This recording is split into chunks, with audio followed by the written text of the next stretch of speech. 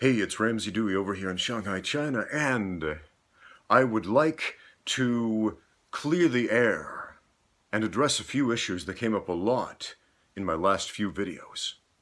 Specifically, this very important issue. First of all, this is not a fedora. It's a cowboy hat. It's a pinched front cattleman hat. Okay? Not to be confused with the more standard cattleman Stetson style hat like this, which does not have a pinched front. See, it's pinched evenly throughout the top. This, on the other hand, is the fedora. This is what Indiana Jones wore in those movies. Okay? And again, fedora, cowboy hat. Fedora, cowboy hat. See the difference? Okay, now that we got that out of the way, let's address some questions. Alright, enough with the goofy hats. Let's get serious here for a minute. So where did that whole Master Wong call-out thing come from? Well, in the comments of his last video on the rear naked choke, man, he's made so many of those rear naked choke videos. And I could rant about that all day, but let's not. So there were a bunch of comments, and I started thumbing through the comments because my viewers said, hey, watch Master Wong's recent video. So I thought, okay, I'll give it a look. So I did, and I read through the comments, and a bunch of them were about me saying, fight Ramsey Dewey, Master Wong, you must fight Ramsey Dewey. And most of these he either ignored or said, buy my book, and gave them a link and a coupon code or something like that. And no, that's fine. That's what I would expect. Master Wong is a smart businessman, and he's not going to try to incite YouTube drama, I don't think. More so than he already has with his angry response video. But one of these comments was from a certain Justin Lewis, who said, choke Ramsey Dewey, please. And instead of his diplomatic, buy my book, deflection, he said, Justin Lewis, oh, F yeah, double fist emoji. Except he didn't say F. I can't swear, guys. I can't say the F word out loud. I just can't. I can't do it. Man, when I was in 9th grade, I remember I was sitting in art class with these two older guys, and they're looking at me like, Ramsey, have you ever sworn in your life? And I said, no, I just don't. They said, man, you should sell tickets. You'd like sell out a stadium if you just got up on the microphone and said the F word. I would pay to see that. Anyway, so I don't swear. I just can't do it. It doesn't add anything to my vocabulary or what I have to say. Anyway, so Master Wong gave this a heart and this very enthusiastic reply. And that got me thinking, that's quite interesting. Now, that's not a challenge to a fight. That's not saying, yeah, I am going to step in the cage with Ramsey Dewey. I'm gonna fight this dude. But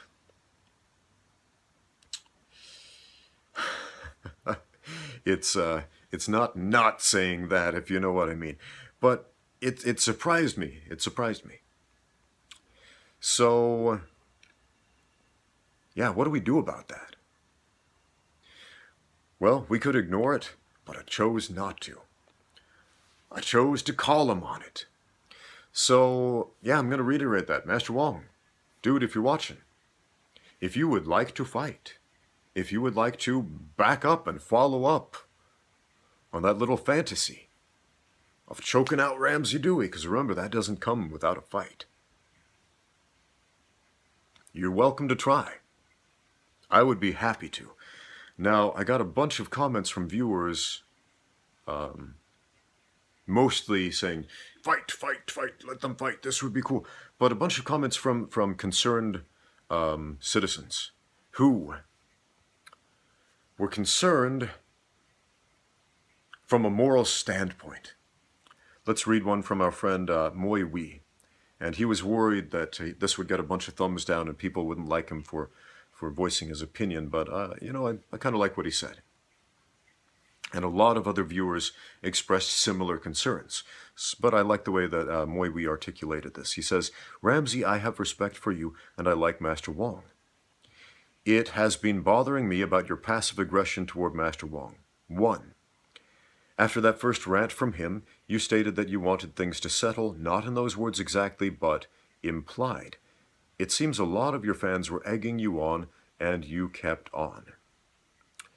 You have been teaching people to avoid fights, and yet it seems you are relentless for this fight. I think it goes against what you have been espousing. Okay. I see where you're coming from. However, I think you've misinterpreted a few things. I teach people to win fights. I'm a combat sports coach. I coach the sport of mixed martial arts. I train people to get in a cage where they are locked in there, and they hurt each other until one of them can no longer intelligently defend himself, or one of them is knocked out, or one of them gives up. It's the hurt business, my friend. I teach people to get into combat sports situations and win those fights. What I do not teach people to do is to get into street fights. As I've said many times before, don't get into a fight that you're not getting paid for. Don't get into a fight on the streets. There's no reason for that. People have asked me, Ramsey, how many street fights have you had? To which I answered 0. And many people were concerned about that. What, you've never had a street fight? I've been assaulted on the street. I've been mugged and robbed at gunpoint and knife point on the street. But I haven't been in a street fight. You know what a street fight is?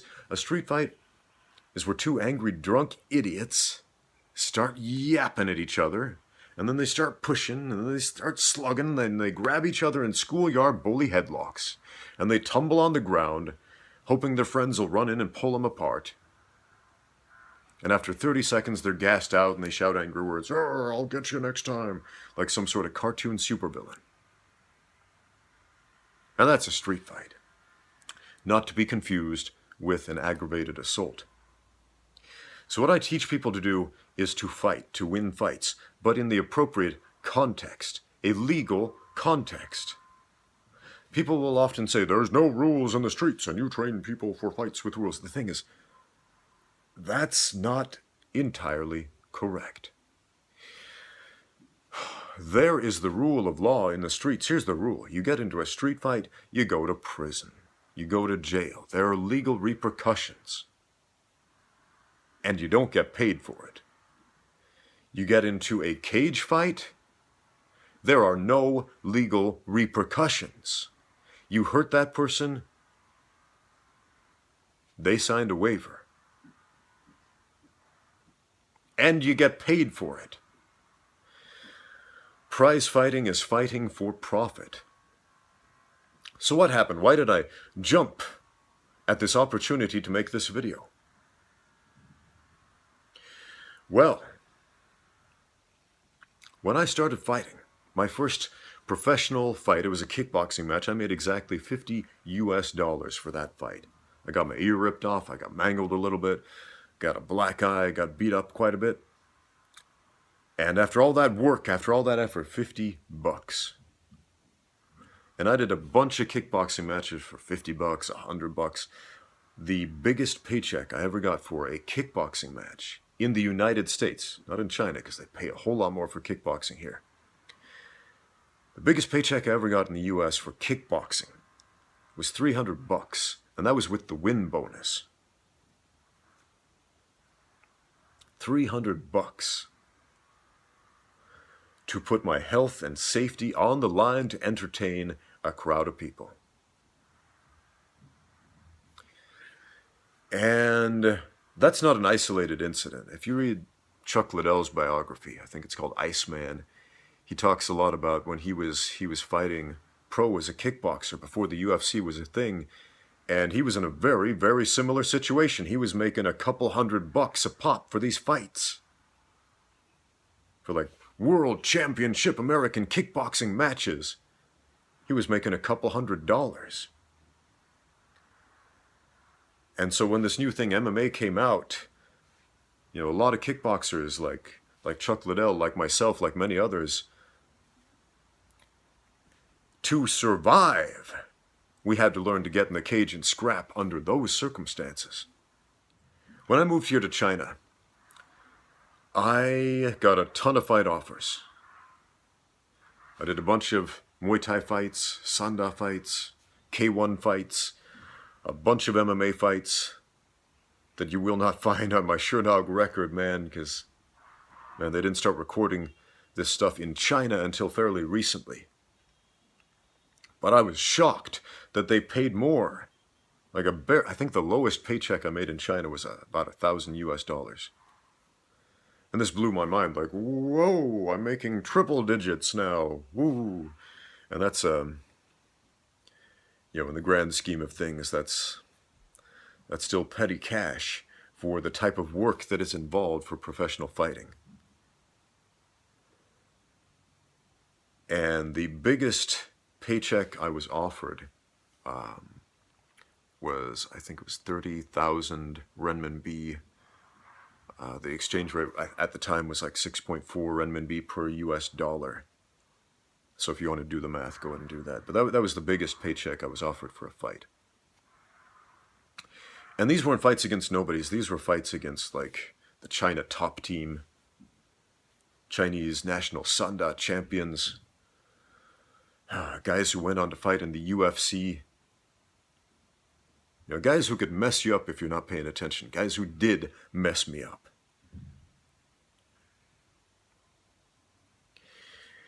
And, these guys themselves, these pro Sanda fighters, these guys who dedicated their entire lives to martial arts competition, the type of money they are making is a pittance compared to what martial arts entertainers do. And so, yeah, there's some bottled up aggression in here that absolutely hates it. When you got a guy nobody has ever seen him spar, nobody has ever seen him fight, who's telling people, this is how you fight. Yeah, I'm not a big fan of that. A guy who charges through the nose for his seminars to teach people how to fight when he's never actually been in a fight. Yeah, that kind of hurts a little bit. So when a guy like this makes a comment, not a passive-aggressive one, but an actively aggressive comment, yeah, I want to choke out Ramsey Dewey, which again is something that doesn't come without a fight. Yeah, I'm going to jump at that chance. I'm going to jump at the chance to make some money, because that is what a professional does. At the end of the day, we make money out of the fight business. It's not personal. It's never personal. Tell you what, the technique I used to finish every single one of my professional fights, whether MMA, kickboxing, Muay Thai, K1, all of them. Handshake and a hug and congratulations. And thank you. Thank you for taking the risk. Thank you for stepping in here with me. Thank you for allowing me to make a living doing what I love to do. And I would love to say those words to Master Wong. I would love it. I would love it if he backed up that actively aggressive thing that he said. F yeah. I'd love to choke that guy out. I would love to see him try. I would love to give him the opportunity to try. And that would be enormously lucrative. It absolutely would. And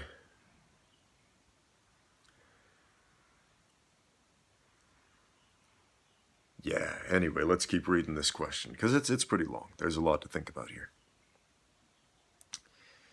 So he goes on to say, I don't think Master Wong can beat you once on the ground. I don't think he can beat me in any range of combat, to be honest, but that's just me.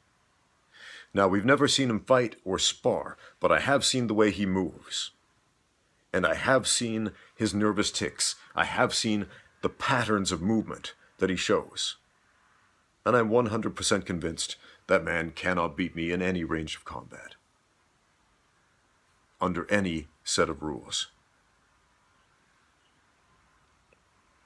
Anyway, he goes on to say, I don't think Master Wong can beat you once on the ground, but why take a chance with your skull injury? Is it worth it just to prove something? No, we're not proving anything. We're making money. And some people might be thinking, what? Ramsey Dewey wants to make money off of a fight? What kind of monster is this? That's what professional fighters do. We make money off of fights. And in order to make money off of a fight, you gotta advertise it, and you gotta sell it, and you gotta hype it up a bit. Like I said, this will probably never happen. But if it did, I would be really happy about that. But going on. Is it worth it to prove something? What exactly are you proving? That you can beat him. Isn't that against what you teach your fans? Once again, not proving anything. We're getting in the cage to fight. And yes, it would be in a cage. And I'll tell you why that would be in Master Wong's best interest. Because I know a lot of people would say, he wouldn't do it without rules. He would only do it on the street. Here's why a street fight would be a bad idea. Because one, there are rules on the street. People say there are no rules on the street, not like a combat sport. Except there totally are. There's the rule of law. You get into a street fight and hurt someone, you go to jail. Or you go to prison. And you ruin your life. There are legal repercussions. But there's more. Oh man, there's a lot more. Here's why a fight with rules would be in Master Wong's best interest. I don't know how tall he is, but or how much he weighs, but from the look of it, he's quite a bit smaller than me, and I walk around several weight classes above him. He made a video with a bodybuilder friend of his, who I believe is 5 feet 10 inches tall, and I'm 6'1", about that much taller than this bodybuilder, who's a pretty big guy. And Master Wong was dwarfed by this guy who was 5'10". So I don't know how tall he is, but not that big of a guy. Now here's why that matters. In a no-rules fight, I don't have to cut weight. And cutting weight is a big, big deal. Because when you cut weight, you lose strength, you lose speed, you lose your edge the more weight you cut. And I've done dramatic weight cuts in the past. About 10 years ago, I had this fight down in Singapore. Fought Leandro Issa, world Brazilian Jiu-Jitsu black belt champion Leandro Issa, who went on to fight in the UFC, is currently fighting in ONE FC. Tough dude. And I cut about 30 pounds for that fight in less than 24 hours, and it sucked. Weight cut almost killed me, and I could barely move, let alone put up a fight, man. That sucked. So if I had to cut that kind of weight to fight Master Wong, oh man, that would be a huge advantage for that guy. Not having to cut at all? Oh man. You don't want a no-rules fight where you have a much bigger, stronger opponent who does not have to cut to even it out. You don't want that, man. So weight classes, man, that's an important thing. What else? You don't want to fight with no fouls, man, and I'll tell you why. Because when you have a bigger, stronger guy who is better, just frankly better at controlling position than you in every single way, and you allow him the opportunity to do nasty things to you without repercussions, you're going to have nasty things done to you, man.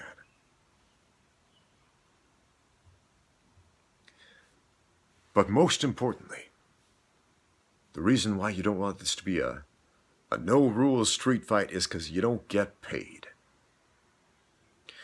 Now, I have some friends here in China who run some mixed martial arts promotions, and they offer pay-per-views. And I would love to do a fight here. And if you don't want to, that's fine. That's fine. I respect that decision. Anyway, back to the question. Because again, like I said, it's long.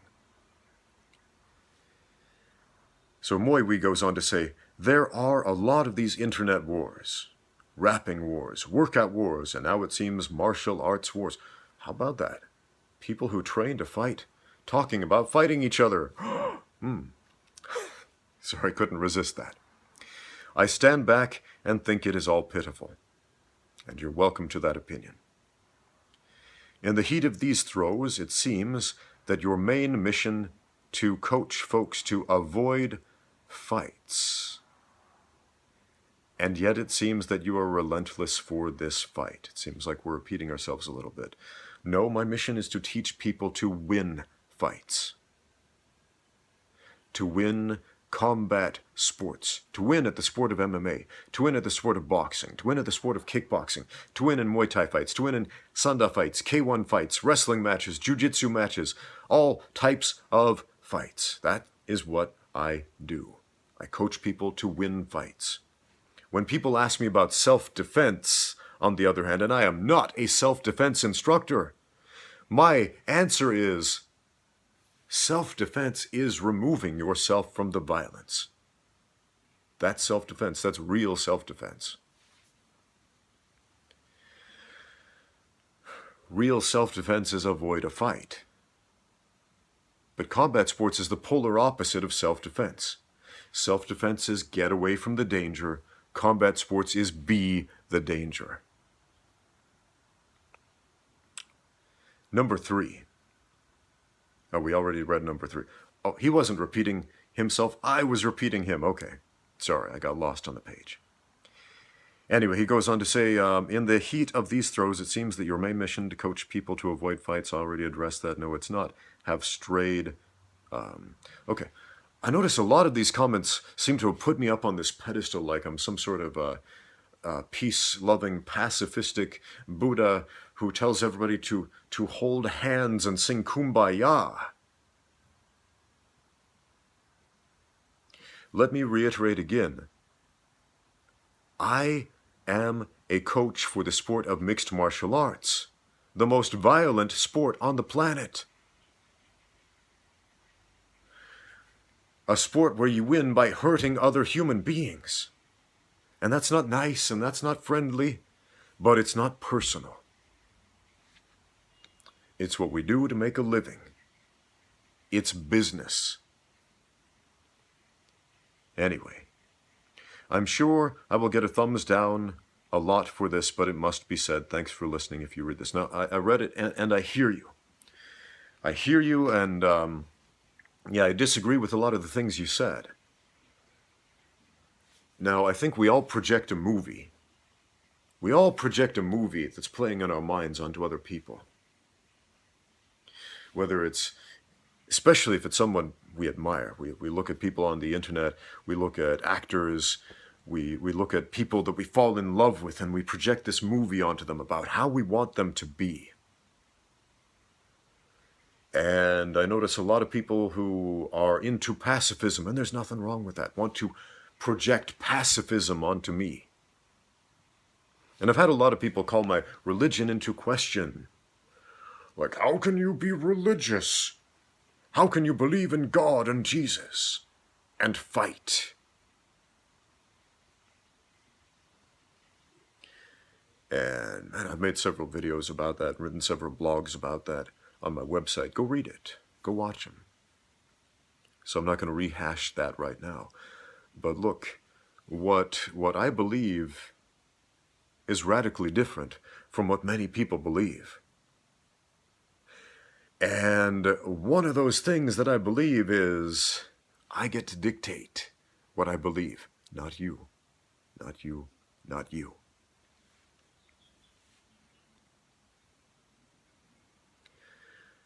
So,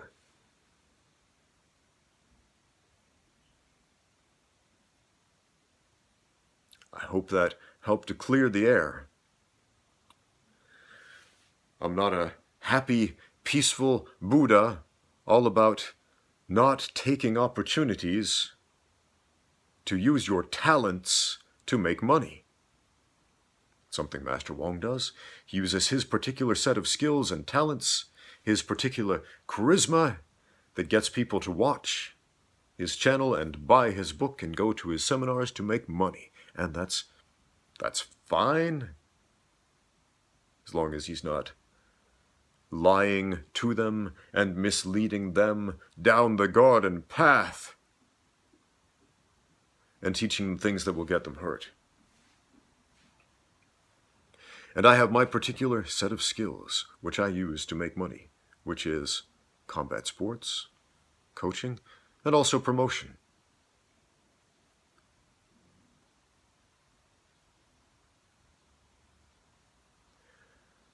A lot to chew on there.